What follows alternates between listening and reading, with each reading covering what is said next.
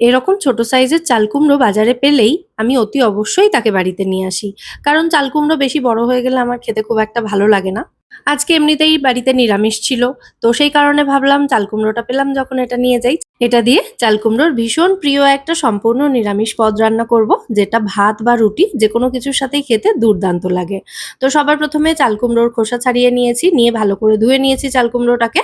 লাউ বা চাল কুমড়ো রান্না করার হলে এগুলোকে ভালো করে ধুয়ে জল ঝরিয়ে নিয়ে তারপর আমি গ্রেট করি। মানে গ্রেট করার পরে বা কাটার পরে কিন্তু আর ধুই না।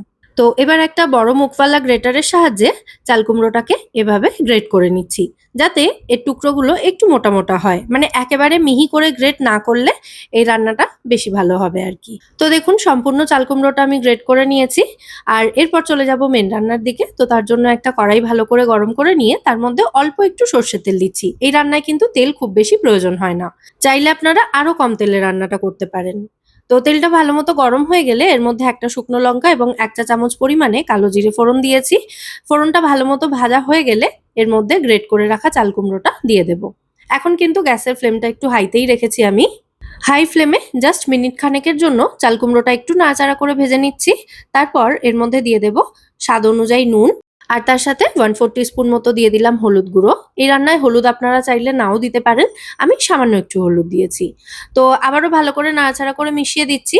আর নুন দেওয়ার পরেই দেখবেন চাল কুমড়ো থেকে জল ছাড়তে শুরু করেছে। তো যে জলটা ছাড়বে সেই জলেই কিন্তু চাল কুমড়োটা ভালো মতো সেদ্ধ হয়ে যাবে। তো এটাকে আমি ঢাকা দিয়ে দিলাম। মিডিয়াম ফ্লেমে রেখে চাল কুমড়ো থেকে যে জলটা বেরোবে সেই জলটা টেনে যাওয়া পর্যন্ত এটাকে রান্না করে নিয়েছি। তারপর এর মধ্যে দিয়েছি ১ চা চামচ পরিমাণে গ্রেট করা আদা আর স্বাদ অনুযায়ী কয়েকটা চেরা কাঁচা লঙ্কা। ঝালটা অবশ্যই যে যার স্বাদ অনুযায়ী দেবেন। আবারও ভালো করে নাড়াচাড়া করে মিশিয়ে নিচ্ছি। আদার কাঁচা গন্ধ চলে যাওয়া পর্যন্ত সমস্ত কিছু একসাথে একটু ভেজে নিচ্ছি।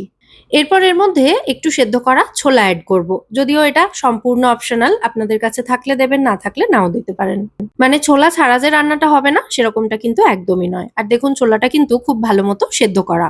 তো এরপর এর মধ্যে ভাজা জিরের গুঁড়ো দিলাম, মানে গোটা জিরে শুকনো কড়াইতে ভেজে সেটাকে হামানদিস্তাতে আধ ভাঙা করে রেখেছিলাম, সেটা দিয়েছি।